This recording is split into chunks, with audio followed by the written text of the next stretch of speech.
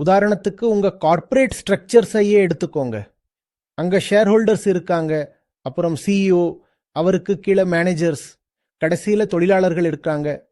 எது எப்படியோ அந்த நிறுவனத்தோட லாபத்துல தொழிலாளர்களுக்கு எப்பவுமே 1%க்கும் குறைவான பங்குதான் கிடைக்கும், இல்லையா?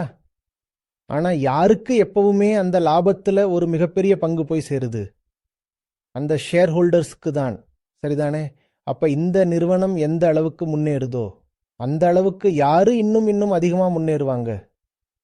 அந்த ஷேர் ஹோல்டர்ஸ் தான். அதே சமயம் யாரோட வறுமை இன்னும் இன்னும் அதிகமாகும்? அந்த தொழிலாளர்களோட வறுமைதான். இதுதான் உங்களோட பொருளாதாரத்தோட சுபாவம்.